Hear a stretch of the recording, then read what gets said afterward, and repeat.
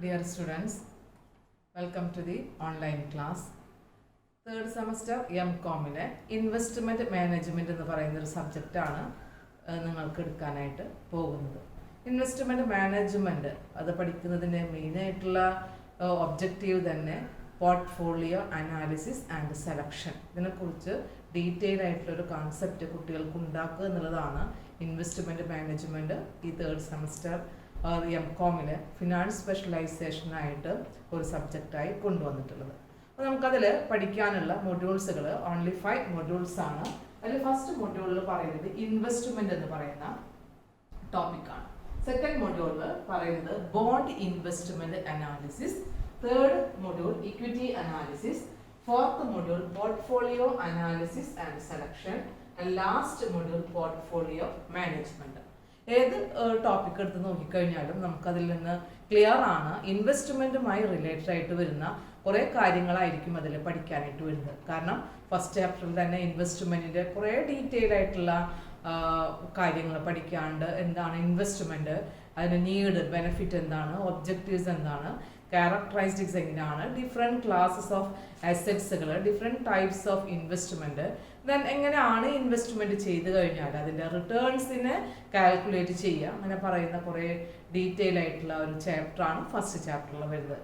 Second chapter പറയുന്നത് investment നടത്തുന്ന ഒരു ഏരിയ ആണ് ബോണ്ട്. അപ്പോൾ ബോണ്ടിൽ ഇൻവെസ്റ്റ്മെൻറ്റ് ചെയ്യുകയാണെന്നുണ്ടെങ്കിൽ എങ്ങനെയായിരിക്കണം ബോണ്ടിൻ്റെ അനാലിസിസ് ചെയ്യേണ്ടത് എന്നുള്ളത്. അതുപോലെ തന്നെ നെക്സ്റ്റ് ചാപ്റ്ററിൽ സ്റ്റോക്സുകൾ, ഇക്വിറ്റി ഷെയർസുകളിലൊക്കെ ഇൻവെസ്റ്റ്മെൻറ്റ് ചെയ്യുകയാണെന്നുണ്ടെങ്കിൽ അതിനെക്കുറിച്ച് ഡീറ്റെയിൽ ആയിട്ടുള്ളൊരു ഐഡിയ ആണ് ഇക്വിറ്റി അനാലിസിസ് കൊണ്ട് ഉദ്ദേശിക്കുന്നത്. ഇനി നമ്മൾ മ്യൂച്വൽ ഫണ്ടുകളിലാണ് ചെയ്യുന്നതെങ്കിൽ, അങ്ങനെയുള്ള ഒരു ഇൻവെസ്റ്റ്മെൻറ്റ് ഏരിയ ആണ് സെലക്ട് ചെയ്യുന്നതെങ്കിൽ അതിനാണ് പോർട്ട്ഫോളിയോ അനാലിസിസ് ആൻഡ് സെലക്ഷൻ കൊണ്ട് ഉദ്ദേശിക്കുന്നത്. അതിനോട് അനുബന്ധമായിട്ടുള്ള ഒരു ചാപ്റ്റർ തന്നെയാണ് ലാസ്റ്റ് മൊഡ്യൂളിൽ വരുന്ന പോർട്ട്ഫോളിയോ മാനേജ്മെൻറ്റ്. അപ്പോൾ അതിൽ നമുക്ക് കുറേ തിയറി പാർട്സുകളുണ്ട്, അതേസമയം കുറച്ച് ഈ ഓരോ ടോപ്പിക്കുമായി റിലേറ്റഡ് ആയിട്ട് വരുന്ന പ്രോബ്ലംസുകളും ഉണ്ട്. പ്രോബ്ലംസ് എന്ന് പറയുമ്പോൾ നമുക്ക് കോർപ്പറേറ്റ് അക്കൗണ്ടിങ് അല്ലെങ്കിൽ കോസ്റ്റ് അക്കൗണ്ടിങ് പോലെ ഡീറ്റെയിൽ ആയിട്ടുള്ള ഒരു പ്രോബ്ലം അല്ല, എങ്കിലും എക്സാമിനേഷൻ പോയിന്റ് ഓഫ് വ്യൂവിൽ 60% പ്രോബ്ലം എക്സ്പെക്ട് ചെയ്തുകൊണ്ട് തന്നെയാണ് നമ്മളിതിനെ പഠിക്കേണ്ടുന്നത്. ഓക്കെ, അപ്പോൾ നമുക്ക് ഫസ്റ്റ് ചാപ്റ്റർ ആണ് ഇന്നത്തെ ക്ലാസ്സിൽ introduce ചെയ്യാനായിട്ട് ഉദ്ദേശിക്കുന്നത്. What you mean by investments, then what are the objectives of investment, then what are the characteristics of investment and need and benefit of investment. അങ്ങനെയുള്ള ഒരു ടോപ്പിക്കാണ് ഇന്നത്തെ ക്ലാസ്സിൽ പറയാനായിട്ട് ഉദ്ദേശിച്ചത്. ഇൻട്രഡക്ഷൻ ഭാഗമായിട്ട് ഇൻവെസ്റ്റ്മെൻറ്റ് മാനേജ്മെൻറ്റിൽ നമുക്ക് പഠിക്കാനുള്ള ഈ ചാപ്റ്ററുകളെ കുറിച്ച് ഞാൻ പറഞ്ഞു തന്നു. ഇതിൽ ഒന്നോ അതിൽ കൂടുതലോ വരുന്ന ചാപ്റ്ററുകൾ രഞ്ജി സാറുമായിട്ട് ഷെയർ ചെയ്യുന്നുണ്ട്, സാറായിരിക്കും എടുക്കുക. അപ്പോൾ അതിൻ്റെ സ്റ്റാർട്ടിംഗ് ആയിട്ട് വരുന്ന ചാപ്റ്ററാണ് ഇൻവെസ്റ്റ്മെൻറ്റ്. അപ്പോൾ ഇൻവെസ്റ്റ്മെൻറ്റിൻ്റെ മീനിങ് ആണ് ആദ്യം തന്നെ പറയാനായിട്ട് ഉദ്ദേശിക്കുന്നത്. അപ്പോൾ നമുക്ക് എല്ലാവർക്കും ഫെമിലിയർ ആയിട്ടുള്ള ഒരു ടേമാണ് ഇൻവെസ്റ്റ്മെൻറ്റ്. എന്തിനാണ് ഈ ഇൻവെസ്റ്റ്മെൻറ്റ് ചെയ്യുന്നത്? ഒരു സേവിങ്സ് എന്ന് പറഞ്ഞു കഴിഞ്ഞാൽ എന്തായിരിക്കും ഉദ്ദേശിക്കുന്നത്? അപ്പം അതിൻ്റെ ഒരു ഡിഫറെൻറ്റ് കോൺസെപ്റ്റ് നമ്മൾ ഡീറ്റെയിൽ ആയിട്ട് മനസ്സിലാക്കിയതിന് ശേഷമാണ് അതിൻ്റെ ഒബ്ജക്റ്റീവ്സിലേക്കും ക്യാരക്ടറിസ്റ്റിക്സിലേക്കും പോകുന്നത്. ഇൻവെസ്റ്റ്മെൻറ്റ് എന്ന് പറഞ്ഞു കഴിഞ്ഞാൽ നമുക്ക് ഈ ഫ്യൂച്ചറിൽ ഒരു ഗെയിൻ ഉണ്ടാകുക എന്നുള്ള ഒരു ലക്ഷ്യത്തോടു കൂടെ ഇപ്പോൾ നമ്മൾ ചെയ്യുന്ന ഒരു സേവിങ്സിന് എന്ത് നമുക്ക് പറയാനായിട്ട് പറ്റും? ഇൻവെസ്റ്റ്മെൻറ്റ് എന്ന് പറയാനായിട്ട്. സിമ്പിൾ ടേമിൽ പറയുകയാണെന്നുണ്ടെങ്കിൽ അങ്ങനെയാണ് ഉദ്ദേശിക്കുന്നത്. അതായത് ഫ്യൂച്ചറിൽ ഗെയിൻ ചെയ്യുന്നതിന് വേണ്ടി ഇപ്പോൾ ആ കൺസംഷൻ എന്ത് ചെയ്യുന്നു? സാക്രിഫൈസ് ചെയ്യുന്നു. So investment in layman's terms it is A sacrificing consumption of for future gains. It is a planned and economic activity. അതായത് ശരിക്കും പറഞ്ഞു കഴിഞ്ഞാൽ ഒരു ഇക്കണോമിക് ആക്ടിവിറ്റിയാണ്. അതായത് പല ആളുകളും പല രീതിയിലാണ് ഈ ഒരു ഇൻവെസ്റ്റ്മെൻറ്റിനെ ഡിസൈൻ ചെയ്യുന്നത്. ബാങ്കിൽ ഡിപ്പോസിറ്റ് ചെയ്യുന്നവരുണ്ടായിരിക്കാം, സ്റ്റോക്സുകൾ, ബോണ്ടുകൾ, മ്യൂച്വൽ ഫണ്ടുകൾ, അതിലൊക്കെ ഇൻവെസ്റ്റ്മെൻറ്റ് അത് പർച്ചേസ് ചെയ്തുകൊണ്ട് അതിൻ്റെ മാർക്കറ്റ് പ്രൈസ് ഇൻക്രീസ് ചെയ്യുമ്പോൾ അങ്ങനെ ഒരു ക്യാപിറ്റൽ അപ്രീസിയേഷൻ ഉദ്ദേശിക്കുന്ന വ്യക്തികളുണ്ടായിരിക്കാം. ചില വ്യക്തികൾ എന്ന് പറഞ്ഞു കഴിഞ്ഞാൽ റിയൽ എസ്റ്റേറ്റിലായിരിക്കാം, ചില വ്യക്തികൾ ഗോൾഡ് വാങ്ങിച്ചുകൊണ്ടായിരിക്കാം അത് പർച്ചേസ് ചെയ്യുന്നു. ഭാവിയിൽ അത് വിൽക്കുമ്പോൾ കിട്ടുന്ന ഒരു എമൗണ്ട് നമ്മളിപ്പോൾ വാങ്ങിയതിനേക്കാൾ പർച്ചേസ് പ്രൈസിനേക്കാൾ കൂടുതലാണ് സെയിൽസ് പ്രൈസ് ഉണ്ടെങ്കിൽ നമുക്കൊരു ലാഭം പ്രതീക്ഷിക്കാം. അങ്ങനെ പറഞ്ഞുകൊണ്ട് ചെയ്യാം. ചിലവർ പോസ്റ്റ് ഓഫീസ് സ്കീംസുകളിലൊക്കെ എന്തായിരിക്കും ഇൻവെസ്റ്റ്മെന്റ് ചെയ്യുന്നവരായിരിക്കും. അത് കുറേ കൂടെ സേഫ്റ്റി ആയിട്ട് വരുന്ന ഒരു സ്കീമാണ് പോസ്റ്റ് ഓഫ് സ്കീം. ചില ആളുകൾ എന്ന് പറയുന്നത് അവരുടെ ഉദ്ദേശം ഇൻഷുറൻസ് പോലുള്ള ഇൻവെസ്റ്റ്മെന്റുകൾ ചെയ്യുമ്പോൾ ഫ്യൂച്ചറിനെ അത്രയും ഹൈലി സെക്യൂർഡ് ആകുന്നതിന് വേണ്ടി എന്തെങ്കിലും അസുഖം വന്നു കഴിഞ്ഞാലോ അല്ലെങ്കിൽ അവർ തന്നെ മരണപ്പെടുകയാണെന്നുണ്ടെങ്കിൽ ഫ്യൂച്ചറിലേക്ക് വേണ്ടിയുള്ള ഒരു ഗെയിൻ ആയിട്ടാണ് അങ്ങനെയുള്ള ഇൻവെസ്റ്റ്മെന്റുകൾ ചെയ്യുന്നത്. അപ്പോൾ ഓരോ വ്യക്തികളുടെയും താല്പര്യത്തിനനുസരിച്ച് കൊണ്ടാണ് ഈ ഇൻവെസ്റ്റ്മെന്റിനെ ഡിസൈൻ ചെയ്യുന്നത്. അവർക്ക് ഇഷ്ടം. അപ്പോൾ ഏതൊരു വ്യക്തികളുടെയും ലക്ഷ്യം എന്ത് തന്നെയായിരിക്കും? Investment is an commitment of fund with the aim of contributing more profit in the future. ഭാവിയിലേക്ക് കൂടുതലായിട്ട് നമുക്ക് വരുമാനം ഉണ്ടാവുക, ക്യാപിറ്റൽ അപ്രീസിയേഷൻ ഉണ്ടാവുക, അല്ലെങ്കിൽ വെൽത്തിനെ ആഡ് ചെയ്യുക, അങ്ങനെ ഒരു ലാഭകരമായിട്ടുള്ള ഒരു പ്രവർത്തനമാണ്, ഒരു ഇക്കണോമിക് ആക്ടിവിറ്റി ആണ് ഇത്. Economic investment is an economic activity. The people who save in the economic activity. അപ്പൊ ഇക്കണോമിക് ആക്ടിവിറ്റി എന്ന് പറയുന്നത് ഏതൊക്കെ ആയിരിക്കാം? ബാങ്ക് ഡെപ്പോസിറ്റ് ആവാം, സ്റ്റോക്സ് ആവാം, ബോണ്ട്സ് ആവാം, ലൈഫ് ഇൻഷുറൻസ് ആയിരിക്കാം, മ്യൂച്വൽ ഫണ്ട് ആവാം, യൂണിറ്റ് ട്രസ്റ്റുകളായിരിക്കാം. അത് ഏത് രീതിയിലാണോ എന്നുണ്ടെങ്കിൽ അത് അവരുടേതായിട്ടുള്ള ഫിനാൻഷ്യൽ ഒബ്ജക്റ്റീവ്സ് എങ്ങനെയാണോ അതിനനുസരിച്ച് കൊണ്ട് ചെയ്യാവുന്നതാണ്. ഇപ്പോൾ ഒരു ഇൻവെസ്റ്റർ എന്ന് പറയുന്നത് അയാളുടെ താല്പര്യം ഇൻവെസ്റ്റ്മെന്റ് ചെയ്യുന്നത് ഒരു കാർ വാങ്ങിക്കാനാണെന്നുണ്ടെങ്കിൽ ആ രീതിയിലായിരിക്കും അയാൾ ഇൻവെസ്റ്റ്മെന്റിന്റെ പ്രൊസീഡിങ്സ് ചെയ്യുന്നത്. ചില ആളുകളുടെ ലക്ഷ്യം എന്തായിരിക്കാം? വീട് നിർമ്മിക്കാനായിരിക്കാം. ചില ആളുകൾക്ക് ഇതൊന്നും ആവണമെന്നില്ല, ഫ്യൂച്ചറിൽ സെക്യൂരിറ്റി ഉണ്ടായിരിക്കണം. ചില ആളുകൾ എന്ന് പറഞ്ഞാൽ ഒരു സോഷ്യൽ സ്റ്റാറ്റസ് കീപ്പ് ചെയ്യുന്നതിന് വേണ്ടിയൊക്കെ എന്ത് ചെയ്യാം? ഇൻവെസ്റ്റ്മെന്റുകൾ ചെയ്യാം. So investment is the commitment of fund, employment of fund with the aim of creating the wealth for the profit of future gains. ഫ്യൂച്ചറിൽ പ്രോഫിറ്റ് ഉണ്ടാക്കണം, ക്യാപിറ്റലിന് അപ്രീസിയേഷൻ ഉണ്ടായിരിക്കണം, വെൽത്തിനൊരു ഗ്രോത്ത് ഉണ്ടായിരിക്കണം. ഈ എയിമോട് കൂടെ ഒക്കെ ചെയ്യുന്ന ഒരു ഇക്കണോമിക് ആക്ടിവിറ്റിയെ നമുക്ക് എന്ത് പറയാം? ഇൻവെസ്റ്റ്മെന്റ് എന്ന് പറയാം. ഇപ്പൊ നമുക്ക് ഈ ബുക്കിൽ പല ആളുകളുടെയും ഡെഫിനിഷൻസുകൾ പറയുന്നുണ്ട്. വളരെ സിമ്പിൾ ആയിട്ട് പറയുന്ന ഒരു ഡെഫിനിഷനാണ് ഞാൻ ആദ്യം പറഞ്ഞത്. According to Sharp, it is an investment is an sacrifice of certain present consumption, present value of certain uncertain future value. അതായത് ഫ്യൂച്ചറിൽ ഉണ്ടാകാവുന്ന ഒരു വാല്യൂവിന് വേണ്ടി ഇപ്പോൾ പ്രസന്റ് കൺസംഷൻസുകളിൽ എന്ത് ചെയ്യാണ്?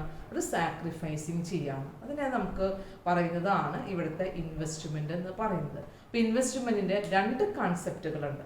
ഇൻവെസ്റ്റ്മെന്റ് മീനിങ് മനസ്സിലായിട്ടുണ്ടായിരിക്കും. Investment is an sacrificing the present consumption for future gain. It is an economic activity. It is the main aim of creating the wealth or capital appreciation or future gains in the future gains or capital gains in the future. ഇത്രയാണ് നമുക്കതിന്റെ meaning എന്ന് പറഞ്ഞുകൊണ്ട് മനസ്സിലാകാനുള്ളൂ. ഇതിന്റെ രണ്ട് കോൺസെപ്റ്റുകൾ പറയുന്നുണ്ട്. Investment എന്ന് പറഞ്ഞു കഴിഞ്ഞാൽ അതിന്റെ രണ്ട് കോൺസെപ്റ്റുകൾ, ഒന്ന് ഇക്കണോമിക് കോൺസെപ്റ്റ് ആണ്, മറ്റൊരെണ്ണം ഫിനാൻഷ്യൽ കോൺസെപ്റ്റ് ആണ്. അപ്പൊ മീനിങ് എന്ന് പറയുന്നതാണ് നമ്മൾ ആദ്യം ഡിസ്കസ് ചെയ്തത്. നെക്സ്റ്റ് എന്ന് പറഞ്ഞു കഴിഞ്ഞാൽ അതിന്റെ കോൺസെപ്റ്റ് ആണ് പറയുന്നത്. ഈ കോൺസെപ്റ്റ് എന്ന് പറയുമ്പോൾ ഇൻവെസ്റ്റ്മെന്റിന് ഒന്ന് ഇക്കണോമിക് ആയിട്ട് പറയുന്ന കോൺസെപ്റ്റ് ഉണ്ട്, ഇക്കണോമിക് കോൺസെപ്റ്റ്. നമ്പർ 2 എന്ന് പറഞ്ഞു കഴിഞ്ഞാൽ financial concept. Financial concept. Economic concept എന്ന് പറയുമ്പോൾ ഇൻവെസ്റ്റ്മെന്റ് ചെയ്യുന്നത് ചിലപ്പോൾ ഒരു expenditure on plant, expenditure on machinery, or the expenditure on capital equipment, ഇങ്ങനെയുള്ള ഇതൊക്കെ വാങ്ങിക്കുന്നതിന് വേണ്ടി ഒരു ഇൻവെസ്റ്റ്മെന്റ് ചെയ്തു കഴിഞ്ഞാൽ ആ ഇൻവെസ്റ്റ്മെന്റ് കൊണ്ട് എന്താണ് ഉദ്ദേശിക്കുന്നത്? ഭാവിയിൽ അതിൽ നിന്നും ഒരു ക്യാപിറ്റൽ അപ്രീസിയേഷൻ അല്ലെങ്കിൽ വെൽത്ത് ക്രിയേറ്റ് ചെയ്യണം എന്നുള്ളതാണ്. അപ്പൊ അങ്ങനെയുള്ള ഒരു ഇൻവെസ്റ്റ്മെന്റിന്റെ കോൺസെപ്റ്റാണ് ഇക്കണോമിക് കോൺസെപ്റ്റ് എന്നതുകൊണ്ട് ഉദ്ദേശിക്കുന്നത്. Economic concept is it refers to the investment of expenditure on new plant. New plant, പുതിയതായിട്ടൊരു പ്ലാന്റ് എസ്റ്റാബ്ലിഷ് ചെയ്യാണ്, പുതിയതായിട്ടൊരു മെഷീനറി വാങ്ങിക്കുകയാണ്, പുതിയതായിട്ടുള്ള ഒരു എക്യുപ്മെന്റ്സുകളൊക്കെ വാങ്ങിക്കുകയാണ്. അങ്ങനെയൊക്കെ വന്നു കഴിഞ്ഞാൽ ഇതിന്റെ ലക്ഷ്യം എന്താണ്? With the hope of making adding wealth. ഇത് വാങ്ങിക്കുമ്പോൾ ഒരു എക്സ്പെൻഡിച്ചർ നമുക്കിപ്പോൾ വരുന്നുണ്ട് എന്നുണ്ടെങ്കിൽ ആ എക്സ്പെൻഡിച്ചർ എന്തിനു വേണ്ടിയായിരിക്കും? അത് ക്രിയേറ്റ് ചെയ്യുന്നത് വെൽത്ത് ഓർ ഗ്രോത്ത് ആണ്.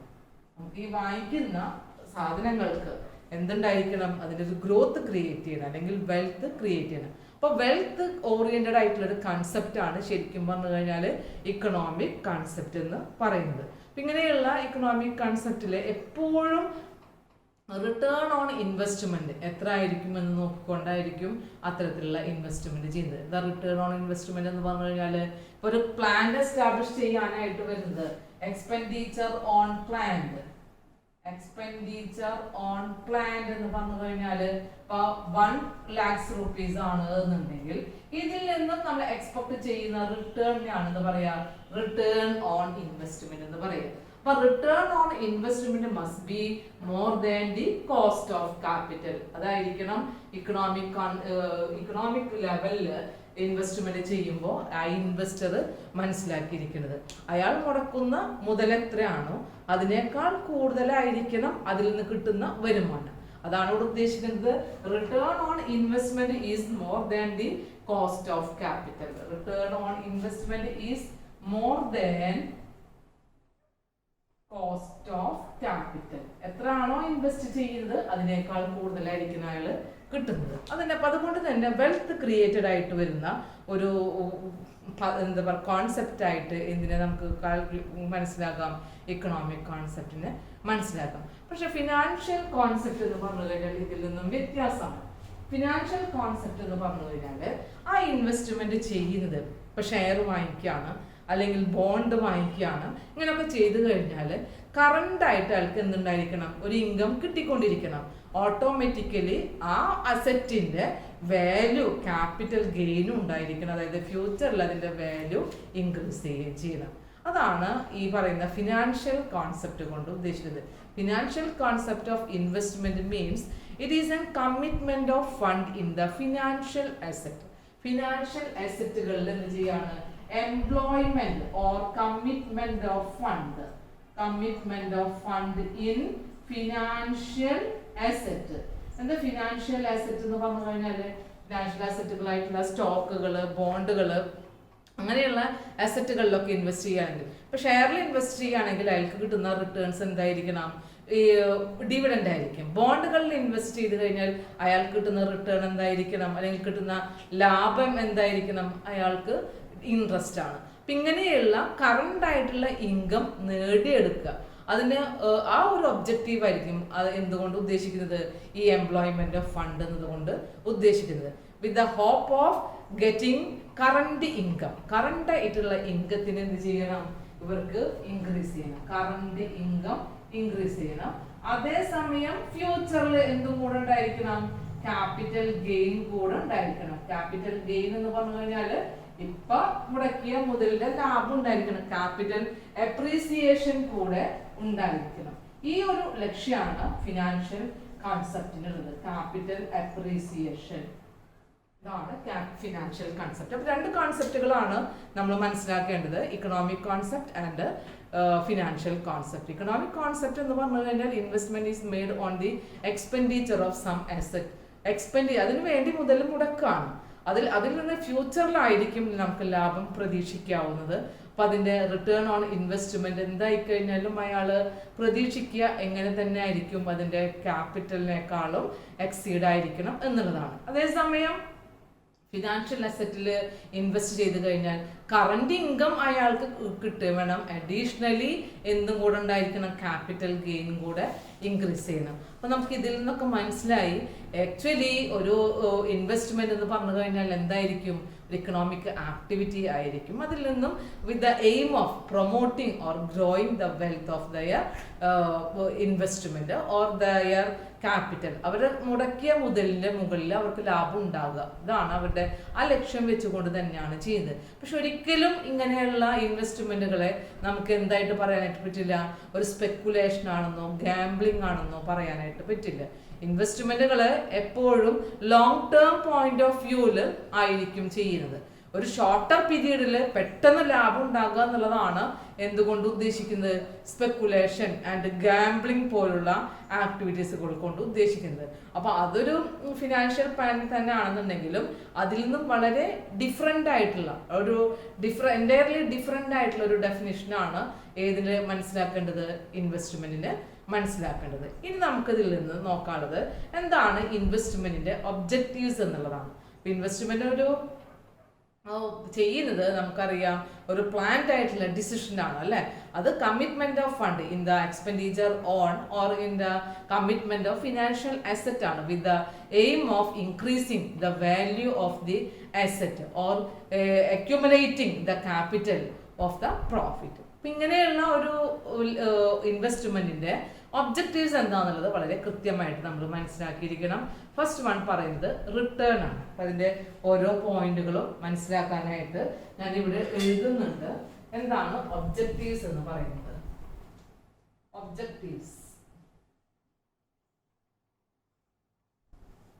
ഫസ്റ്റ് വൺ പറയുന്നത് റിട്ടേൺ എന്നുള്ളതാണ്. എന്തായിരിക്കും റിട്ടേൺ എന്ന് പറഞ്ഞു കഴിഞ്ഞാൽ ഏതൊരു ഇൻവെസ്റ്റ്മെന്റ് ചെയ്യുമ്പോഴും ആ ഇൻവെസ്റ്റ്മെന്റിന്റെ മുകളിൽ നമുക്ക് എത്ര ആയിരിക്കും അതിന്റെ ലാഭം ഉണ്ടാവുക, ഇൻകം ഉണ്ടാവുന്നത്, അല്ലെങ്കിൽ പ്രോഫിറ്റ് ഉണ്ടാവുന്നത്, അല്ലെങ്കിൽ ഏർണിങ്സ് ഉണ്ടാകുക എന്നുള്ളത് ഏതൊരു വ്യക്തികളായി കഴിഞ്ഞാലും ആ ഇൻവെസ്റ്റ്മെന്റ് ചെയ്യുമ്പോൾ അത് എക്സ്പെക്ട് ചെയ്യുന്നുണ്ടായിരിക്കും. അപ്പൊ നമ്മൾ നേരത്തെ പറഞ്ഞതുപോലെ തന്നെ റിട്ടേൺ എന്ന് പറഞ്ഞു കഴിഞ്ഞാൽ നമുക്ക് ഇൻകം ക്രിയേറ്റ് ചെയ്യുക, കറണ്ട് ആയിട്ടുള്ള ഇൻകം ക്രിയേറ്റ് ചെയ്യുകയാണെന്നുണ്ടെങ്കിൽ അത്തരത്തിലുള്ള ഇൻവെസ്റ്റ്മെന്റ് ആയിരിക്കണം ചെയ്യേണ്ടത്. പക്ഷെ കറണ്ട് ഇൻകം വേണ്ട, ഭാവിയിൽ ഒരു ക്യാപിറ്റൽ അപ്രീസിയേഷൻ മാത്രം മതി, അല്ലെങ്കിൽ അതിന്റെ വാല്യൂ ഗ്രോത്ത് ചെയ്താൽ മാത്രം മതി എന്ന് പറയുകയാണെങ്കിൽ അങ്ങനെയുള്ള ഒരു ഇൻവെസ്റ്റ്മെന്റ് അനാലിസിസ് ആയിരിക്കണം ഓരോ വ്യക്തികളും ചെയ്യുന്നത്. അപ്പൊ എങ്ങനെ ആയിക്കഴിഞ്ഞാലും റിട്ടേണിന്റെ ബേസിലാണ് ഏതൊരു ഇൻവെസ്റ്റ്മെന്റിന്റെയും മോസ്റ്റ് ഇമ്പോർട്ടന്റ് ആയിട്ട് വരുന്ന ഒരു പ്രിൻസിപ്പിൾ തന്നെയാണ് റിട്ടേൺ എന്നതുകൊണ്ട് ഉദ്ദേശിക്കുന്നത്.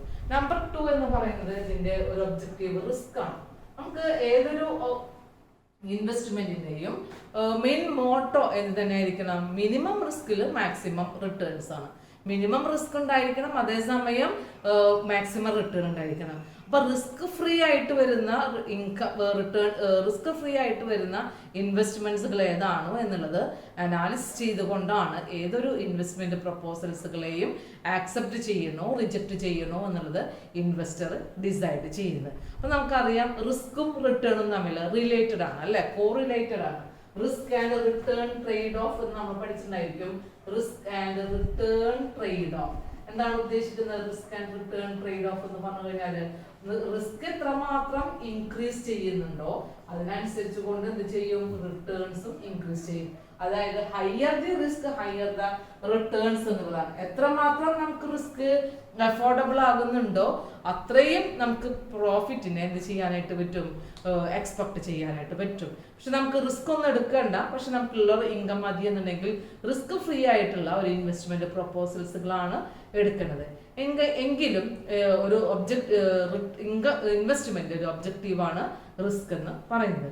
നമ്പർ 3 സേഫ്റ്റി ആണ്. നമ്പർ 3 സേഫ്റ്റി എന്ന് പറഞ്ഞു കഴിഞ്ഞാല് നമുക്കൊരു ലോസും ഇല്ലാതെ മെച്യൂരിറ്റി പീരീഡ് ആയി കഴിഞ്ഞാല് മാക്സിമം പ്രോഫിറ്റ് ഉണ്ടാകുക, അല്ലെങ്കിൽ ആ മുടക്കിയ മുതലെങ്കിലും എംപ്ലോയ്മെന്റ് ഓഫ് ഫണ്ടെങ്കിലും കിട്ടണം എന്നുള്ളതാണ് ആരുടെയും എന്തുണ്ടായിരിക്കുക ഒരു ആഗ്രഹം എന്ന് പറയുന്നത്. അപ്പൊ ഇവിടെയും ഇൻവെസ്റ്റ്മെന്റ് ചെയ്യുമ്പോൾ റിസ്ക് ഫ്രീ ആയിട്ടുള്ള ഒരു ലോസും ഇല്ലാതെ മെച്യൂരിറ്റി പീരീഡിൽ ആ ക്യാപിറ്റലെങ്കിലും തിരിച്ചു കിട്ടാനുള്ള പദ്ധതികളായിരിക്കണം ചെയ്യേണ്ടത്.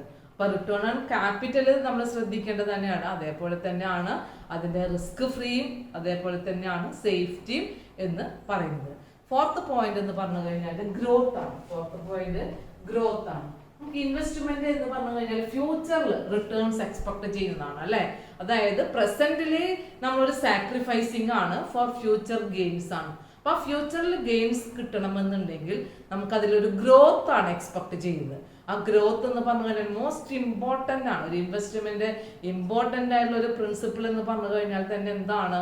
ഈ ഗ്രോത്ത് ക്രിയേറ്റ് ചെയ്യുക, ക്യാപിറ്റൽ ഗെയിൻ ഉണ്ടാകുക എന്നുള്ളതാണ്. നമ്മളിപ്പോൾ ഒരു റിയൽ എസ്റ്റേറ്റിൽ ഇൻവെസ്റ്റ് ചെയ്തു, 1 കോടി രൂപയാണ്. നമ്മൾ 10 വർഷം കഴിഞ്ഞാലും ഈ 1 crore rupees അല്ല എക്സ്പെക്ട് ചെയ്യുന്നത്, ഒരു 20 crores rupees ആണ്. അതായത് അത് ഗ്രോത്ത്, ആ വാല്യൂ ഓഫ് അസറ്റിന്റെ ഗ്രോത്ത് എന്ത് ചെയ്യണം? അപ്രീസിയേഷൻ ഉണ്ടായിരിക്കണം. നമ്മളിപ്പോൾ ഗോൾഡിലാണ് ഇൻവെസ്റ്റ്മെന്റ് ചെയ്യുന്നതെങ്കിൽ കറണ്ട് മാർക്കറ്റ് പ്രൈസ് എത്ര ആയിരിക്കുമോ അതായിരിക്കണം നമുക്ക് കിട്ടേണ്ടത്. അപ്പൊ ഫ്യൂച്ചറിൽ എക്സ്പെക്ട് ചെയ്യുന്ന ക്യാപിറ്റൽ ഗെയിൻ എന്ന് പറഞ്ഞു കഴിഞ്ഞാൽ എന്തായിരിക്കും? ഗ്രോത്ത് എക്സ്പെക്ട് ചെയ്തുകൊണ്ട് തന്നെ ആയിരിക്കും. അത് തന്നെയാണ് ഇൻവെസ്റ്റ്മെന്റിന്റെ മറ്റൊരു ഒബ്ജക്റ്റീവ്. നെക്സ്റ്റ് എന്ന് പറഞ്ഞു കഴിഞ്ഞാൽ ലിക്വിഡിറ്റി ആണ്. ലിക്വിഡിറ്റി എന്ന് പറഞ്ഞു കഴിഞ്ഞാൽ ഇൻവെസ്റ്റ്മെന്റ് ചെയ്യുന്നത് പല വ്യക്തികളും പല പ്ലാൻസോട് കൂടെ ആയിരിക്കും. ഓരോരുത്തരും ഡിസൈൻ ചെയ്ത് അവരുടേതായിട്ടുള്ള പ്ലാൻ വെച്ചുകൊണ്ടായിരിക്കും. ഇപ്പൊ മാർക്കറ്റ് ഷെയറിൽ ഇൻവെസ്റ്റ് ചെയ്യാം, മ്യൂച്വൽ ഫണ്ടുകളിൽ ഇൻവെസ്റ്റ്മെന്റ് ചെയ്യാം, ലൈഫ് ഇൻഷുറൻസിൽ ചെയ്യാം, എങ്ങനെ ആയിക്കഴിഞ്ഞാൽ ബാങ്കിൽ ഡിപ്പോസിറ്റ് ചെയ്യാം, പോസ്റ്റ് ഓഫീസ് സ്കീംസുകളിൽ എടുക്കാം, ഡെറിവേറ്റീവ്സുകൾ, കമ്മോഡിറ്റീസുകൾ, അതുപോലെ തന്നെ ഗോൾഡ്, റിയൽ എസ്റ്റേറ്റ്, ഇങ്ങനെയുള്ള ഏതൊരു മേഖലകളിലും ഇൻവെസ്റ്റ്മെന്റ് ചെയ്യുന്നുണ്ടെങ്കിലും ആ ഇൻവെസ്റ്ററിനെ സംബന്ധിച്ച് അയാൾ എക്സ്പെക്ട് ചെയ്യുന്നത് എന്തായിരിക്കണം? It can be easily converted into cash whenever he needs. അയാൾക്ക് എപ്പോഴാണോ ഈ ഇൻവെസ്റ്റ്മെന്റ് തിരിച്ചു കൊടുക്കേണ്ടത്, അല്ലെങ്കിൽ അയാൾ എപ്പോഴാണോ അത് ഡിസ്പോസ് ചെയ്യുന്നത്, അയാൾക്ക് പണത്തിന്റെ ആവശ്യം എപ്പോഴാണോ ഉണ്ടാകുന്നത് ആ ഫണ്ട് അയാൾക്ക് തിരിച്ചു കിട്ടണം. വളരെ ഈസിലി എന്ത് ചെയ്യണം? തിരിച്ചു കിട്ടണം. ഇപ്പൊ ഷെയറിലൊക്കെ ആണ് ഇൻവെസ്റ്റ്മെന്റ് ചെയ്യുന്നതെങ്കിൽ ഷെയറിന്റെ പ്രൈസ് കൂടുകയാണോ കുറയാണോ എന്ന് വെച്ചുകൊണ്ട് എന്ത് ചെയ്യണം?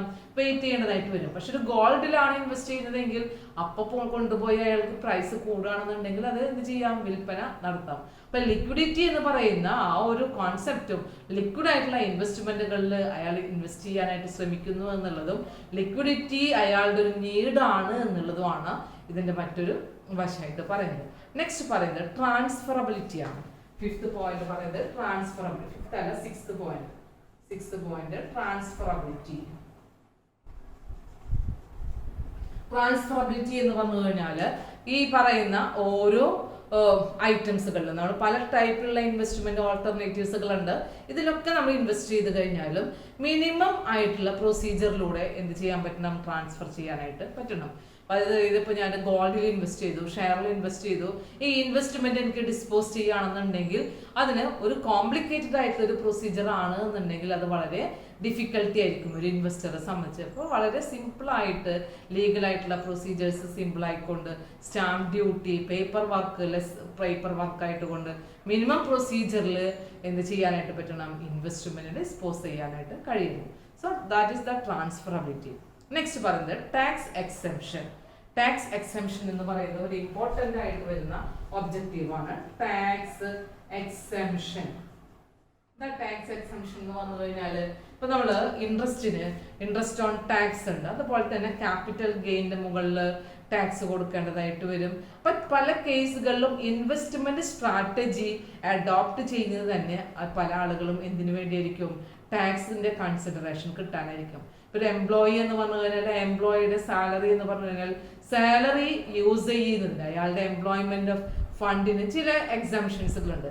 അപ്പൊ ഇന്ത്യൻ ടാക്സ് ആക്ട് അനുസരിച്ചുകൊണ്ട്, ഇൻകം ടാക്സ് റൂൾ അനുസരിച്ചുകൊണ്ടും ആക്ട് അനുസരിച്ചുകൊണ്ടും പല സ്ട്രാറ്റജീസുകളും, അതായത് പല സോഴ്സുകളിൽ നിന്ന് കിട്ടുന്ന ഇൻകത്തിനും എന്ത് കൊടുക്കുന്നുണ്ട്? എക്സംഷൻ കൊടുക്കുന്നുണ്ട്. അപ്പൊ ആ ടാക്സ് എക്സംഷൻ ഉണ്ടാകുന്നു എന്നുള്ളതും ഇതിന്റെ അതിന് വേണ്ടിയും ഈ ഇൻവെസ്റ്റ്മെന്റ് അനാലിസിസും ഇൻവെസ്റ്റ്മെന്റ് പ്രൊപ്പോസൽസുകൾ എടുക്കുന്നു എന്നുള്ളത് മറ്റൊരു ഒബ്ജക്റ്റീവാണ്. അതായത് ഇപ്പൊ മെഡിക്കൽ പോളിസീസുകൾ, life insurance, provident fund, PPF participatory provident fund, mutual fund, ഇങ്ങനെയുള്ളത്, പോസ്റ്റ് ഓഫീസ് സേവിങ്സ്, ഇങ്ങനെയുള്ള ഇൻവെസ്റ്റ്മെന്റുകളൊക്കെ ഒരു തരത്തിൽ ഇൻകം ടാക്സ് റൂൾസ് അനുസരിച്ചുകൊണ്ട് ടാക്സ് എക്സംഷൻ കിട്ടുന്നതാണ്. അപ്പോൾ പല വ്യക്തികളും ഇങ്ങനെയുള്ള ഇൻവെസ്റ്റ്മെന്റ് ചെയ്യുമ്പോൾ ഇതുപോലുള്ള മേഖലകളിൽ ഇൻവെസ്റ്റ്മെന്റ് ചെയ്തുകൊണ്ട് ടാക്സിനൊരു എക്സംഷൻ എടുക്കുന്നുണ്ട്. അപ്പോൾ ആ ടാക്സ് കൺസിഡറേഷൻ അല്ലെങ്കിൽ ടാക്സ് എക്സംഷൻ എന്ന് പറയുന്നതും ഒബ്ജക്റ്റീവാണ്. നെക്സ്റ്റ് പറയുന്നത് പ്രൊട്ടക്ഷൻ ഫോർ ഫ്യൂച്ചർ. നമുക്കറിയാം ഒരു സേഫ്റ്റിക്ക് വേണ്ടിയിട്ടാണ് അല്ലെ ഇൻവെസ്റ്റ്മെന്റ് എന്ന് പറഞ്ഞു കഴിഞ്ഞാൽ ഒരു പ്രൊട്ടക്ഷൻ ആണ്. ഫ്യൂച്ചറിൽ നമുക്ക് എന്താ സംഭവിക്കുക എന്നറിയില്ല, അൺസർട്ടനിറ്റി ആണ് ഫ്യൂച്ചർ എന്ന് പറയുന്നത്. അയാളുടെ ലൈഫിന് തന്നെയാണോ, ഇനി ഒരു ബിസിനസ്സിലാണെന്നുണ്ടെങ്കിൽ ആ ബിസിനസ്സിൽ എന്തെല്ലാം നാശനഷ്ടങ്ങൾ ഉണ്ടാകാം എന്നുള്ളത് അറിയില്ല ജീവിതത്തിലായി കഴിഞ്ഞാലും. അപ്പൊ അങ്ങനെയുള്ള സന്ദർഭങ്ങളിലെല്ലാം ഒരു ഇൻവെസ്റ്റ്മെന്റ് ചെയ്യുന്നതിന്റെ മെയിൻ ഒബ്ജക്റ്റീവ് എന്തിനാണ്? സേഫ്റ്റിയും സെക്യൂരിറ്റിയും പ്രൊട്ടക്ഷനും തന്നെയായിരിക്കും.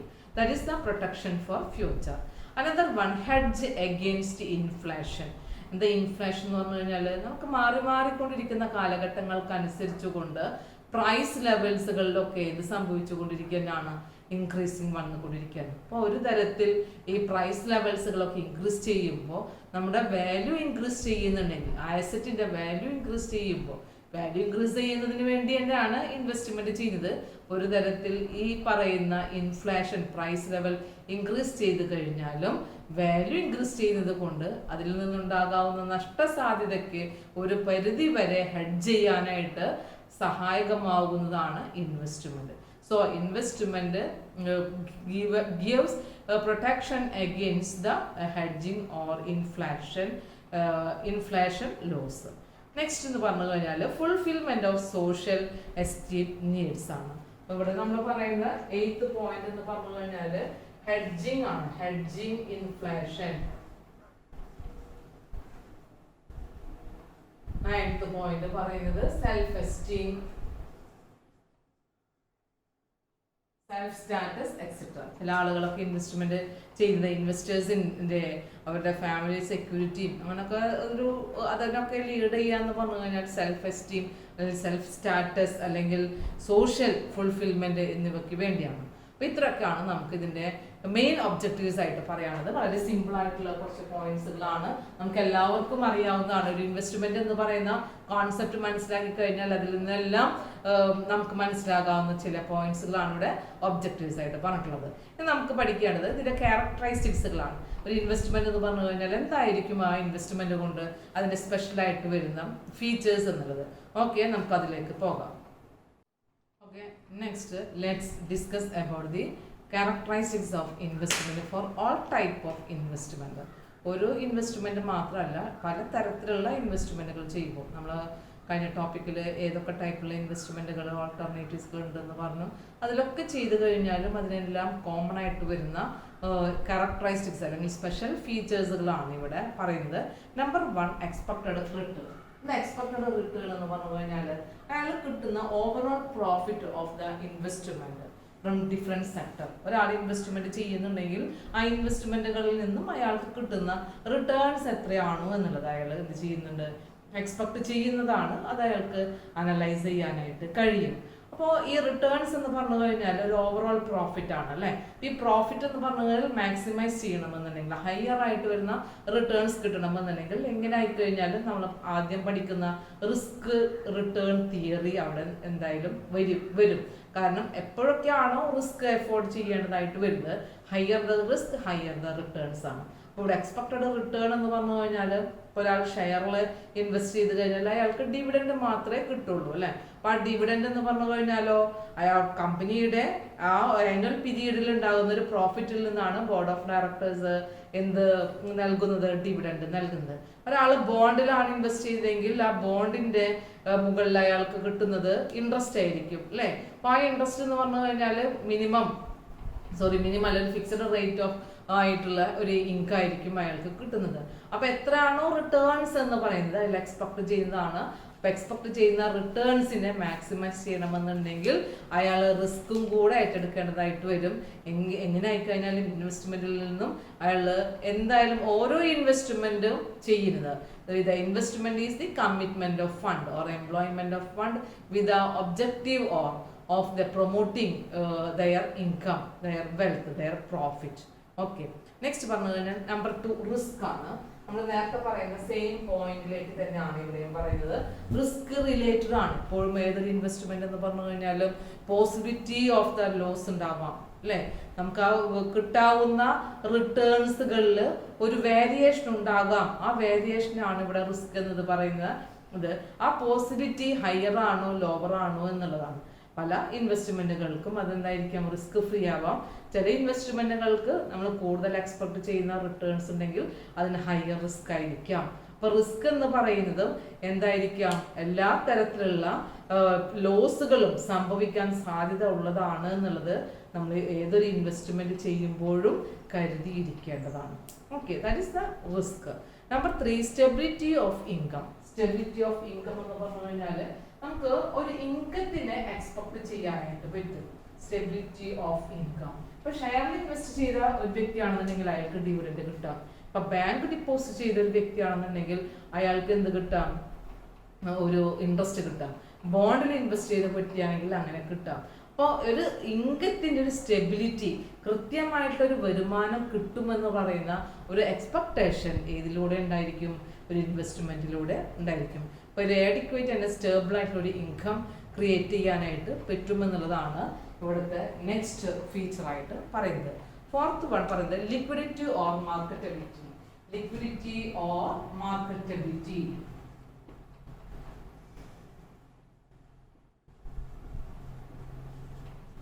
ലിക്വിഡിറ്റി ഓർ മാർക്കറ്റബിലിറ്റി എന്ന് പറഞ്ഞു കഴിഞ്ഞാൽ, ഇൻവെസ്റ്റ്മെന്റ് എന്ന് പറഞ്ഞു കഴിഞ്ഞാൽ അയാൾക്ക് എന്ത് ഫണ്ടാണോ അയാൾ ഇൻവെസ്റ്റ് ചെയ്തിട്ടുള്ളത് ആ ഫണ്ട് അയാൾക്ക് തിരികെ കിട്ടണം, അല്ലെ? അപ്പൊ തിരികെ കിട്ടാനുള്ള സാധ്യത എത്രയും എളുപ്പത്തിലാകുന്നുണ്ടോ അതാണ് അയാളുടെ ലിക്വിഡിറ്റി എന്നതുകൊണ്ട് ഉദ്ദേശിക്കുന്നത്, അല്ലെങ്കിൽ മാർക്കറ്റബിലിറ്റി എന്നതുകൊണ്ട് ഉദ്ദേശിക്കുന്നത്. Their investment can be converted into easily without any loss, very easily. അപ്പം അങ്ങനെ ഈസിലി ആയിട്ട് കിട്ടാൻ സാധ്യതയുള്ള ഏതൊക്കെ ഇൻവെസ്റ്റ്മെന്റുകൾ ഉണ്ട് എന്നുള്ളത് നമുക്ക് ആദ്യം സെലക്ട് ചെയ്യുന്നതായിട്ട് വരും. അല്ലെങ്കിൽ കോംപ്ലിക്കേറ്റഡ് ആയിട്ടുള്ള, ഇപ്പോൾ ഒരു റിയൽ എസ്റ്റേറ്റിൽ ഇൻവെസ്റ്റ് ചെയ്ത ഒരു വ്യക്തിയാണെന്നുണ്ടെങ്കിൽ നമുക്ക് ഗോൾഡിൽ ഇൻവെസ്റ്റ് ചെയ്ത വ്യക്തിയുടെ അത്ര ഈസി അല്ല. അതായത് നമുക്ക് റിയൽ എസ്റ്റേറ്റ് എന്ന് പറഞ്ഞു കഴിഞ്ഞാൽ അതിനെ നമ്മൾ ഉദ്ദേശിക്കുന്ന അതേ സമയത്ത് തന്നെ നമുക്ക് അതിനെ വിറ്റഴിക്കാനായിട്ട് കഴിയണമെന്നില്ല. അതേസമയം ഗോൾഡ് ആണെന്നുണ്ടെങ്കിലോ പ്രൈസ് എപ്പോഴാണോ കൂടിയതെന്നുണ്ടെങ്കിൽ അയാളുടെ റിക്വയർമെന്റിനനുസരിച്ച് കൊണ്ട് എന്ത് ചെയ്യാം, അത് ഡിസ്പോസ് ചെയ്യാം. അയാൾക്ക് ആ സെല്ലിംഗ് പ്രൈസ് അയാൾക്ക് ചിലപ്പോൾ ലാഭം തന്നെ ആയിരിക്കാം, ക്യാപിറ്റൽ ഗെയിൻ ആയിരിക്കാം. അപ്പോൾ നമുക്ക് മാർക്കറ്റബിലിറ്റി ഉള്ളതാണോ ലിക്വിഡിറ്റി ഉള്ളതാണോ എന്നുള്ളത് നമുക്ക് വളരെ വ്യക്തമായി മനസ്സിലാക്കിക്കൊണ്ട് തന്നെയാണ് ഏതിൽ ചെയ്യേണ്ടത്, ഇൻവെസ്റ്റ്മെന്റ് ചെയ്യുന്നത്. ഇപ്പോൾ ഒരു ബാങ്ക് ഡെപ്പോസിറ്റ് എന്ന് പറഞ്ഞു കഴിഞ്ഞാൽ അതിന്റെ മെച്യൂരിറ്റി പീരീഡ് കഴിഞ്ഞാൽ തന്നെ ആയിരിക്കും എന്ത് കിട്ടുള്ളൂ, അയാൾക്ക് ആ ഇൻവെസ്റ്റ്മെന്റ് തിരിച്ചെടുക്കാനായിട്ട് കഴിയുള്ളൂ.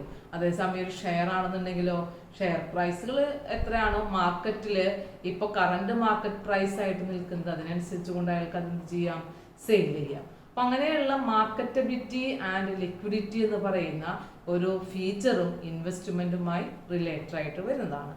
Another one, stability of purchasing power. Stability of purchasing power. എന്താണ് അത് ഉദ്ദേശിക്കുന്നത്? സ്റ്റെബിലിറ്റി ഓഫ് പർച്ചേസിംഗ് പവർ എന്ന് പറഞ്ഞു കഴിഞ്ഞാൽ നമുക്ക് ഇൻവെസ്റ്റ്മെന്റ് ചെയ്തു കഴിഞ്ഞാൽ ലാഭം ഉണ്ടാവും എന്നുള്ളത് നമുക്ക് നന്നായിട്ട് അറിയാം.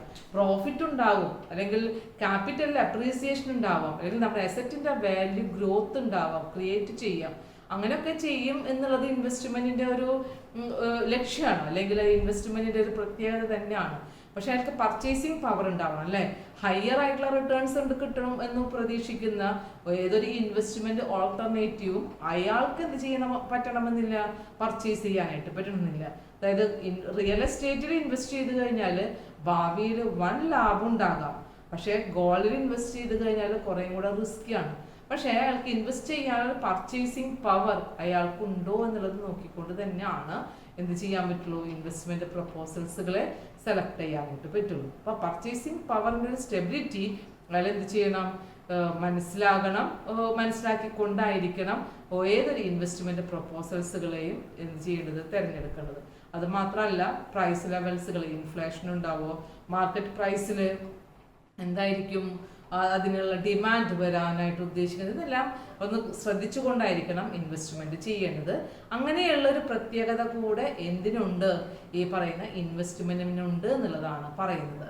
നെക്സ്റ്റ് പറഞ്ഞ ലീഗാലിറ്റിയാണ്. ലീഗാലിറ്റി എന്താണ്? ലീഗാലിറ്റി എന്ന് പറഞ്ഞാൽ ലീഗലായിട്ടുള്ള ഒരു എൻഫോഴ്സബിലിറ്റി ഉണ്ടായിരിക്കണം. ഇപ്പൊ ഇൻവെസ്റ്റ്മെന്റ് ചെയ്യുമ്പോൾ എന്ന് പറഞ്ഞു കഴിഞ്ഞാൽ പല ടൈപ്പുള്ള ഇൻവെസ്റ്റ്മെന്റുകൾ ഉണ്ട്. പക്ഷെ ഇല്ലീഗലായിട്ട് വരുന്ന, അൺഎൻഫോഴ്സിബിൾ ആയിട്ട് വരുന്ന എഗ്രിമെന്റുകളിലൂടെ ഒന്നും എന്ത് ചെയ്യാനായിട്ട് പാടില്ല, ഇൻവെസ്റ്റ്മെന്റ് ചെയ്ത് കഴിഞ്ഞാൽ അതൊക്കെ ഇൻവെസ്റ്ററിനെ സംബന്ധിച്ചൊരു കോംപ്ലിക്കേഷൻസ് ക്രിയേറ്റ് ചെയ്യും.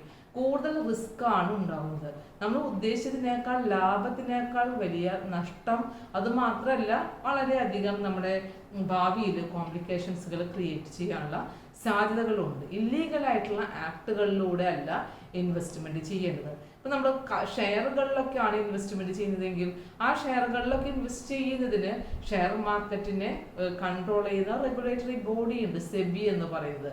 അപ്പോൾ നമുക്ക് ലൈഫ് ഇൻഷുറൻസ് എടുത്തുകൊണ്ടാണ് ഒരാൾ ഇൻവെസ്റ്റ് ചെയ്തതെങ്കിൽ ലൈഫ് ഇൻഷുറൻസ് കോർപ്പറേഷൻ LICയുടെ അണ്ടറിൽ വരുന്ന റൂൾസ്, എഗ്രിമെന്റ്സ് അനുസരിച്ച് കൊണ്ടാണ് ആ ഒരു ഇൻവെസ്റ്റ്മെന്റ് പ്രപ്പോസൽസുകൾ ആക്സെപ്റ്റ് ചെയ്യുന്നതും എഗ്രി ചെയ്യുന്നതും. അപ്പം അങ്ങനെയുള്ളൊരു ലീഗാലിറ്റി കൺസിഡറേഷൻ ഉള്ളതാണ് എന്നുള്ളത് ഏതൊരു തരത്തിലുള്ള ഇൻവെസ്റ്റ്മെന്റിന്റെയും സ്പെഷ്യൽ ഫീച്ചറാണ്.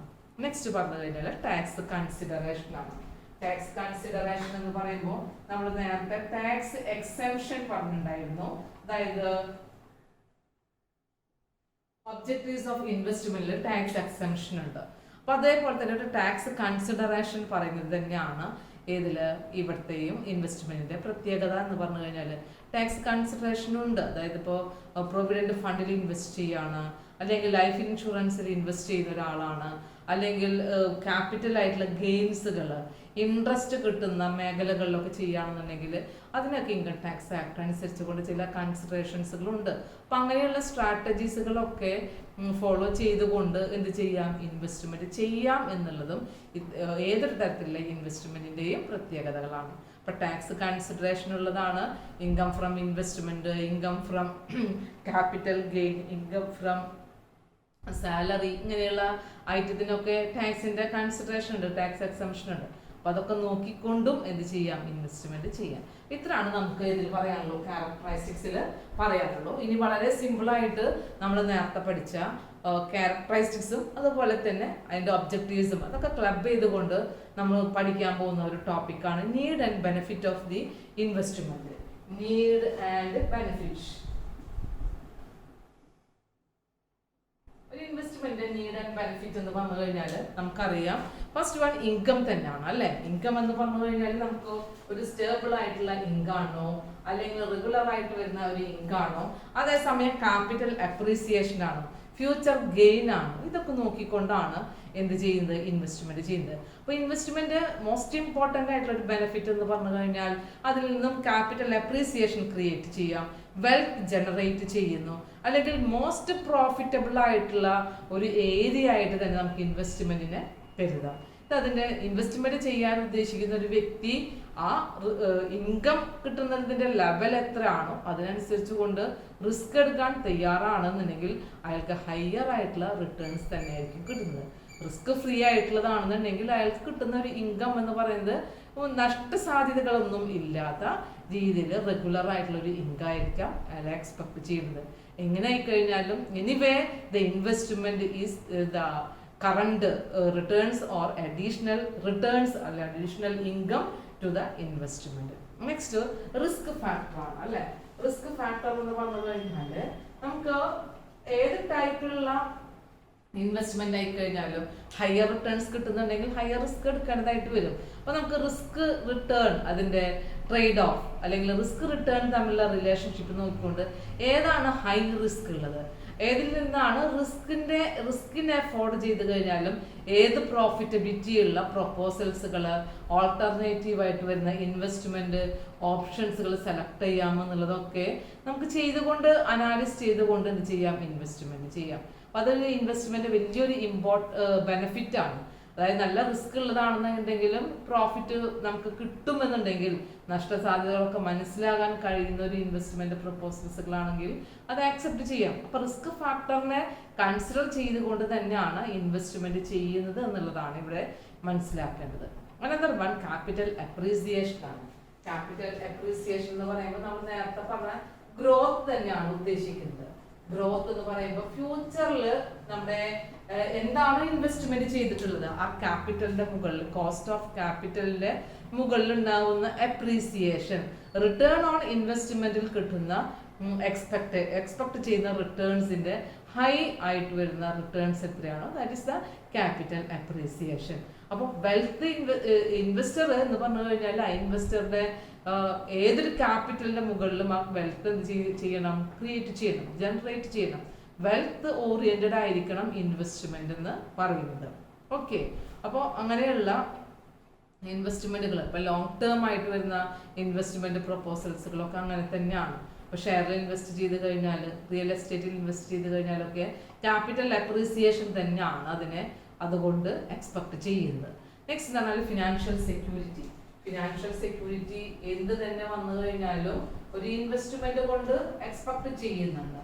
ഫിനാൻഷ്യൽ സെക്യൂരിറ്റി ലോസ് ഇല്ലാതെ ആ ഇൻവെസ്റ്റ് ചെയ്ത എമൗണ്ടെങ്കിലും തിരിച്ചു കിട്ടണം, അല്ലെങ്കിൽ ലോസ് ഇല്ലാതെ തന്നെ ഇൻവെസ്റ്റ് ചെയ്ത എമൗണ്ടും പ്ലസ് എക്സ്ട്രാ അഡീഷണൽ ആയിട്ടുള്ള ഇൻകം പ്ലസ് അഡീഷണൽ ആയിട്ട് വരുന്ന അയാളുടെ ക്യാപിറ്റലിന്റെ അപ്രീസിയേഷനും അല്ലെങ്കിൽ ക്യാപിറ്റൽ ഗെയിനും ഇതൊക്കെ അയാളുടെ ഫിനാൻഷ്യലി എന്താക്കുന്നതാണ്, സെക്യൂർ ആക്കുന്നതാണ്. അതൊരു അട്രാക്റ്റീവ് ആയിട്ടുള്ള ഒരു പോയിന്റ് തന്നെയാണ് ഫിനാൻഷ്യൽ സെക്യൂരിറ്റി ഇൻവെസ്റ്റ്മെന്റുകൾക്കുണ്ട് എന്നുള്ളത്. Another one creation of wealth ആണ്. നമ്പർ 5 പറയുന്നത് ക്രിയേഷൻ ഓഫ് വെൽത്ത്. എന്താ ക്രിയേഷൻ ഓഫ് വെൽത്ത് എന്ന് പറഞ്ഞു കഴിഞ്ഞാൽ, ഇപ്പോൾ ഇൻവെസ്റ്റ് ചെയ്ത ഒരു എമൗണ്ട് നമുക്ക് ഷെയറിൽ നിന്ന് കിട്ടിയെങ്കിൽ ആ എമൗണ്ട് ഉപയോഗിച്ചുകൊണ്ട് തന്നെ വീണ്ടും അയാൾക്ക് എന്ത് ചെയ്യാം, ആ ജനറേറ്റ് ചെയ്ത പ്രോഫിറ്റ് കൊണ്ട് ബോണ്ടിൽ ഇൻവെസ്റ്റ് ചെയ്യാം. വീണ്ടും അയാൾക്ക് ജനറേറ്റ് ചെയ്യുന്ന പ്രോഫിറ്റ് ഉണ്ടെന്നുണ്ടെങ്കിൽ മറ്റേതെങ്കിലും ഓൾട്ടർനേറ്റീവ്സുകളിൽ ചെയ്യാം. അതായത് ഐഡിയലായിട്ട് മണി എന്ത് ചെയ്യുന്നില്ല, വെക്കുന്നില്ല. ഇൻവെസ്റ്റ് ചെയ്ത് കഴിഞ്ഞാൽ ജനറേറ്റ് ചെയ്യുന്ന ഏണിങ്സ്, പ്രോഫിറ്റ് അയാൾ മറ്റൊരു ഇൻവെസ്റ്റ്മെന്റ്സുകൾ എന്ത് ചെയ്യുന്നുണ്ട്, എംപ്ലോയ് ചെയ്യുന്നുണ്ടെങ്കിൽ, കമ്മിറ്റ്മെന്റ് ചെയ്യുന്നുണ്ടെങ്കിൽ അതിൽ നിന്നും എന്ത് ചെയ്യാം, വെൽത്തിനെ ക്രിയേറ്റ് ചെയ്തുകൊണ്ടിരിക്കാം. അപ്പൊ എപ്പോഴും ഇൻവെസ്റ്റ്മെന്റ് എന്ന് പറഞ്ഞാൽ വെൽത്ത് ക്രിയേഷൻ ആണ്, വെൽത്ത് ജനറേറ്റിംഗ് ആയിട്ട് വരുന്ന ഒരു ഇക്കണോമിക് ആക്ടിവിറ്റി ആണ് എന്നുള്ളതാണ് ഉദ്ദേശിക്കുന്നത്. നെക്സ്റ്റ്, അതായത് റീഇൻവെസ്റ്റ്മെന്റ് ചെയ്യുക എന്നുള്ളതാണ് ഇവിടുത്തെ വെൽത്ത് ക്രിയേഷൻ കൊണ്ട് ഉദ്ദേശിക്കുന്നത്. നെക്സ്റ്റ് വന്ന അച്ചീവിങ് ഫിനാൻഷ്യൽ ഗോളാണ്. Achieving financial goal. എന്താ ഫിനാൻഷ്യൽ ഗോൾ എന്ന് പറയുന്നത്? ഓരോ വ്യക്തികളും അവരുടേതായിട്ടുള്ള പ്ലാൻസ് എങ്ങനെയാണ് അതിനനുസരിച്ച് കൊണ്ടാണ് ഡിസൈൻ ചെയ്യുന്നത് അല്ലെ. ഇപ്പൊ ഷെയറിൽ ഇൻവെസ്റ്റ് ചെയ്യുന്ന ആള് കൂടുതൽ ഡിവിഡൻഡ് എക്സ്പെക്ട് ചെയ്യാം. ബോണ്ടിൽ ഇൻവെസ്റ്റ് ചെയ്യുന്ന ആള് ഇൻട്രസ്റ്റ് ആയിരിക്കും ചെയ്യുന്നത്. റിയൽ എസ്റ്റേറ്റിൽ ഇൻവെസ്റ്റ് ചെയ്യുന്ന ആള് ഭാവിയിൽ വലിയൊരു ക്യാപിറ്റൽ അപ്രീസിയേഷൻ ആയിരിക്കും എക്സ്പെക്ട് ചെയ്യുന്നത്. ഓരോരുത്തരുടെയും പ്ലാൻസ് എങ്ങനെയാണോ ആ പ്ലാൻസ് അനുസരിച്ച് കൊണ്ട് തന്നെ പ്രൊപ്പോസൽസുകളെ അക്സെപ്റ്റ് ചെയ്യാവുന്നതാണ് ഓരോ ടൈപ്പിലുള്ള ഇൻവെസ്റ്റ്മെന്റ്സുകളും. Another one highly regulated market. 7th point പറയുന്നത് ഹൈലി റെഗുലേറ്റഡ് മാർക്കറ്റ്. അതായത് ഇപ്പോ സെക്യൂരിറ്റീസുകളിലൊക്കെ ഇൻവെസ്റ്റ് ചെയ്യുന്ന ഒരു വ്യക്തിയാണെന്നുണ്ടെങ്കിൽ അവിടെ അയാൾക്ക് കൂടുതലായിട്ട് ഫ്രോഡുകളോ അങ്ങനെയുള്ള കോംപ്ലിക്കേഷൻസുകൾ ഉണ്ടാകാൻ സാധ്യത കുറവാണ്. കാരണം ഷെയർ മാർക്കറ്റുകളൊക്കെ കൺട്രോൾ ചെയ്യുന്നതും റെഗുലേറ്റ് ചെയ്യാനുള്ള ഒരു ലീഗൽ എൻറ്റിറ്റി അവിടെ ഉണ്ട്, സെബി പോലുള്ള എൻറ്റിറ്റികളുണ്ട്. അപ്പോൾ അങ്ങനെയുള്ള മേഖലകളിലൊക്കെ ഹൈ റെഗുലേറ്റഡ് ആയിട്ടുള്ള മാർക്കറ്റുകളൊക്കെയാണ് ഇങ്ങനെയുള്ള സ്റ്റോക്ക് മാർക്കറ്റിനെയൊക്കെ എന്ത് ചെയ്യുന്നത്, കൺട്രോൾ ചെയ്യുന്നത്. അതുകൊണ്ട് വളരെ വ്യക്തമായിട്ട് അതിൻ്റെ ബെനിഫിറ്റ് നമുക്ക് തിരിച്ചറിയാവുന്നതാണ് സ്റ്റോക്ക് മാർക്കറ്റിൻ്റെ. അതൊരു ഡെവലപ്മെന്റ് ആണ് ശരിക്കും പറഞ്ഞു കഴിഞ്ഞാൽ, ഒരു കൺട്രിയുടെ തന്നെ ഇക്കണോമിക് ആയിട്ടുള്ള ഡെവലപ്മെന്റ് തന്നെയാണ്. അത് ഇൻവെസ്റ്റർക്കും എന്ന് പറഞ്ഞു കഴിഞ്ഞാൽ അയാൾക്ക് അനാലിസ് ചെയ്യാനും സെലക്ട് ചെയ്യാനും കൂടുതൽ അപ്രീസിയേഷൻ ഓഫ് വെൽത്ത് ക്രിയേറ്റ് ചെയ്യാനും ഒക്കെ സാധിക്കുന്നതാണ്. നെക്സ്റ്റ് നമ്മുടെ ടാക്സ് അഡ്വാൻറ്റേജ് ആണ്. 8th പോയിന്റ് പറഞ്ഞു കഴിഞ്ഞാൽ ബെനിഫിറ്റ് ടാക്സ് അഡ്വാൻറ്റേജ്. നേരത്തെ നമ്മൾ ടാക്സ് കൺസിഡറേഷൻ, ടാക്സ് എക്സംഷൻ എന്നൊക്കെ പറഞ്ഞു അല്ലേ. അപ്പൊ ടാക്സിന്റെ അഡ്വാൻറ്റേജ് ഉണ്ട് ശരിക്കും പറഞ്ഞു കഴിഞ്ഞാൽ. ഇപ്പൊ ബോണ്ടിലൊക്കെ ഇൻവെസ്റ്റ് ചെയ്ത് കഴിഞ്ഞാൽ ഡിബഞ്ചറിലൊക്കെ ആണെന്നുണ്ടെന്നുണ്ടെങ്കിൽ നമുക്ക് എന്തുണ്ടായിരിക്കും, അത് ഹയർ ആയിട്ടുള്ള ടാക്സിൽ നിന്നും റിഡക്ഷൻ ഉണ്ടാകാനുള്ള ഇതുണ്ട്. കൊളാട്രൽ ആണ് നെക്സ്റ്റ് എന്ന് പറഞ്ഞാൽ, കൊളാട്രൽ ആയിട്ടുള്ള സെക്യൂരിറ്റീസുകളൊക്കെ ആയിട്ട് നമുക്ക് എന്ത് ചെയ്യാം, ഈ പറയുന്ന ഇൻവെസ്റ്റ്മെന്റുകളെ ഉപയോഗിക്കാം. അതായത് ലോൺ എടുക്കാനായിട്ട് ഒരാൾ ഉദ്ദേശിക്കുന്നുണ്ടെങ്കിൽ അയാൾക്ക് ഇൻവെസ്റ്റ്മെന്റ് ചെയ്തിട്ടുള്ളതിന്റെ എന്തെങ്കിലും രേഖകൾ, ഇപ്പൊ ഷെയർ സർട്ടിഫിക്കറ്റ് ഉണ്ടെന്നുണ്ടെങ്കിൽ ആ ഷെയർ സർട്ടിഫിക്കറ്റ് അയാൾക്ക് എന്തായിട്ട് ഉപയോഗിക്കാം, ഈ പറയുന്ന കൊളാട്രൽ ആയിട്ടുള്ള സെക്യൂരിറ്റി ആയിട്ട് ഉപയോഗിക്കാം. ഇപ്പൊ ബാങ്ക് ഡെപ്പോസിറ്റ് ആണ് ഒരാൾ നടത്തിയതെങ്കിൽ bank deposit fixed deposit receipt FDR എന്തിനു വേണ്ടി ഉപയോഗിക്കാം, ലോൺ എടുക്കുന്നതിന് വേണ്ടി ഉപയോഗിക്കാം. ഒരു കൊളാട്രൽ സെക്യൂരിറ്റി ആയിട്ട് ഉപയോഗിക്കാനായിട്ട് ഇത്തരത്തിലുള്ള ഇൻവെസ്റ്റ്മെന്റുകളുടെ ഡോക്യുമെന്റ്സുകൾ ഉപയോഗിക്കാനായിട്ട് കഴിയും. നെക്സ്റ്റ് എന്ന് പറഞ്ഞാൽ കോൺഫിഡൻഷ്യാലിറ്റി ആണ്. കോൺഫിഡൻഷ്യാലിറ്റി എന്ന് പറഞ്ഞു കഴിഞ്ഞാൽ നമുക്ക് ഇൻവെസ്റ്റ് ചെയ്ത് കഴിഞ്ഞാൽ ഇൻവെസ്റ്റ്മെന്റിൽ നിന്ന് കിട്ടുന്ന എമൗണ്ട് അതുപോലെ തന്നെ ഫിനാൻഷ്യലി റിയൽ ആയിട്ടുള്ള വർത്ത് തന്നെയാണോ, ഇതൊക്കെ നോക്കിയിട്ടാണ് ഒരു ഇൻവെസ്റ്റർ എന്ത് ചെയ്യുന്നത്, ഇൻവെസ്റ്റ്മെന്റ് ചെയ്യുന്നത്. അപ്പൊ അതൊക്കെ അറിയാനുള്ള ഇൻഫർമേഷൻസുകൾ കളക്ട് ചെയ്യാനുള്ള അല്ലെങ്കിൽ അതിനെക്കുറിച്ച് അനാലിസ് ചെയ്യാനുള്ള എല്ലാ സംവിധാനങ്ങളും ഉള്ള ഒരു നേച്ചറിലാണ് ഇൻവെസ്റ്റ്മെന്റ് ചെയ്യുന്നത്. കൊണ്ടൊരു കോൺഫിഡൻഷ്യാലിറ്റി ക്രിയേറ്റ് ചെയ്യുന്നത്. ലാസ്റ്റ് വൺ പറയുന്നത് 11th പോയിന്റ് എന്ന് പറഞ്ഞു കഴിഞ്ഞാൽ ഫ്ലെക്സിബിലിറ്റി ആണ്. 11th പോയിന്റ് പറയുന്നത് ഫ്ലെക്സിബിലിറ്റി. ഇൻവെസ്റ്റ്മെന്റ് ചെയ്ത് കഴിഞ്ഞാൽ പല ഇൻവെസ്റ്റ്മെന്റുകൾ, ഇപ്പോൾ റിയൽ എസ്റ്റേറ്റിൽ ഇൻവെസ്റ്റ്മെന്റ് ചെയ്തു, നമുക്ക് പെട്ടെന്ന് തന്നെ നമുക്ക് ഷോർട്ട് പീരീഡിൽ അത് ആ ഇൻവെസ്റ്റ്മെന്റ് എമൗണ്ടുകൾ തിരിച്ചെടുത്ത് കഴിഞ്ഞാൽ അത്രമാത്രം ലാഭകരം ആകണം എന്നില്ല. പക്ഷേ ഇൻവെസ്റ്റ്മെന്റ് എന്ന് പറഞ്ഞു കഴിഞ്ഞാൽ എഫോർഡബിൾ ആയിട്ടുള്ള രീതിയിൽ അയാൾക്ക് എന്ത് ചെയ്യാനായിട്ട് പറ്റും, ഇൻവെസ്റ്റ്മെന്റ് അനാലിസ് ചെയ്യാൻ, ആ പ്രപ്പോസൽസുകളെ ആക്സെപ്റ്റ് ചെയ്യാനായിട്ട് പറ്റും. അപ്പോൾ ഹൈലി റിസ്ക് ഉള്ള ഒരു ഇൻവെസ്റ്റ്മെന്റ് പ്രപ്പോസലാണ്, പക്ഷെ അയാൾക്ക് ഫുൾ എമൗണ്ടുകളൊന്നും ആ ഇൻവെസ്റ്റ്മെന്റിന് ഉപയോഗിക്കാനായിട്ട് കഴിയുന്നില്ല എന്നുണ്ടെങ്കിൽ ലോട്ടുകളായിട്ടൊക്കെ ഇൻവെസ്റ്റ്മെന്റ് ചെയ്യാനുള്ള പ്രൊസീജിയേഴ്സുകളും എവിടെയുണ്ട്, ഇൻവെസ്റ്റ്മെന്റ് ഓരോ തരത്തിലുള്ള ഇൻവെസ്റ്റ്മെന്റുകൾക്കും ഉണ്ട്. അപ്പോൾ ഒരു ഫ്ലെക്സിബിൾ ആയിട്ടുള്ള ഒരു നേച്ചർ തന്നെയാണ് ഏതിനുള്ളത്, ഇൻവെസ്റ്റ്മെന്റുകൾക്ക് ഉള്ളത്. അപ്പോൾ നമ്മൾ ഇപ്പോൾ ലാസ്റ്റ് പറഞ്ഞ ടോപ്പിക് ക്യാരക്ടറിസ്റ്റിക്സ് ആണ്. ആദ്യം നെക്സ്റ്റ് പറഞ്ഞത് നീഡ് ആൻഡ് ബെനിഫിറ്റ് ആണ്. നമ്മൾ ആദ്യം പറഞ്ഞിട്ടുള്ള പോയിന്റ് എന്ന് പറഞ്ഞു കഴിഞ്ഞാൽ ഒബ്ജക്റ്റീവ്സ് ആണ്. ഒബ്ജക്റ്റീവ്സ് ഇതെല്ലാം നോക്കിക്കഴിഞ്ഞാൽ നമുക്ക് മനസ്സിലാവും, ഇൻവെസ്റ്റ്മെന്റ് എന്ന് പറഞ്ഞു കഴിഞ്ഞാൽ ഇക്കണോമിക് ആക്ടിവിറ്റി ആണ്, കമ്മിറ്റ്മെന്റ് ഓഫ് ഫണ്ട് ആണ്, with the aim of creating wealth ആണ്, with the aim of creating profit ആണ്, ക്യാപിറ്റൽ ഗെയിൻ, ക്യാപിറ്റൽ അപ്രീസിയേഷൻ, ഇതൊക്കെ ഉദ്ദേശിച്ചുകൊണ്ട് തന്നെ ചെയ്യുന്ന ഒരു ഇക്കണോമിക് ആക്ടിവിറ്റിയെ നമുക്ക് എന്ന് പറയാം, ചുരുക്കത്തിൽ ഒരു ഇൻവെസ്റ്റ്മെന്റ് എന്ന് പറയാം. So investment is the capital sacrificing of the present consumption for future gains. Okay, അപ്പം ഇന്നത്തെ ക്ലാസ്സിൽ ഈ ഒരു ടോപ്പിക് വെച്ച് ഇവിടെ അവസാനിപ്പിക്കുകയാണ്. നമുക്ക് ഇനി അടുത്ത ക്ലാസ്സിൽ ഇൻവെസ്റ്റ്മെന്റുമായി റിലേറ്റഡ് ആയിട്ട് ഏത് ടൈപ്പുള്ള അസറ്റ്സുകളൊക്കെയാണ്, അതുപോലെ തന്നെ ഇൻവെസ്റ്റ്മെന്റ്സുകളുടെ ടൈപ്സ്, അങ്ങനെയുള്ള കുറേ പോയിന്റുകളാണ് നമുക്കവിടെ പഠിക്കാനുള്ളത്. അപ്പോൾ ഇന്നത്തെ ക്ലാസ്സിൽ പറഞ്ഞ പോയിന്റുകളൊക്കെ ഒന്ന് ശ്രദ്ധിക്കുക. ഡെഫിനിഷനും concept of investment, need and benefit of investment, objectives of investment, features of investment. നമുക്ക് ഈ ചാപ്റ്റർ കഴിയാറാകുമ്പോൾ തന്നെ ഇതിൻ്റെ റിട്ടേൺസ് എങ്ങനെ കാൽക്കുലേറ്റ് ചെയ്യണം, റിസ്കിനെ അനലൈസ് ചെയ്യുന്നത് എങ്ങനെയാണ്, അതുമായി റിലേറ്റഡ് ആയിട്ട് വരുന്ന പ്രോബ്ലംസുകളും ഉണ്ട്. ഓക്കെ, അപ്പോൾ ഓരോ ചാപ്റ്ററുകളിലും ആ ഒരു കോൺസെപ്റ്റുമായി റിലേറ്റഡ് ആയിട്ടുള്ള പ്രോബ്ലംസുകളാണ് വരുന്നത്. പ്രോബ്ലംസിനും ഇമ്പോർട്ടൻസ് കൊടുത്തുകൊണ്ട് തന്നെയാണ് എക്സാമിനേഷൻസുകൾ വരുന്നത്. ഇന്നത്തെ ക്ലാസ് ഇവിടെ വെച്ച് നിർത്താണ്. Okay, thank you.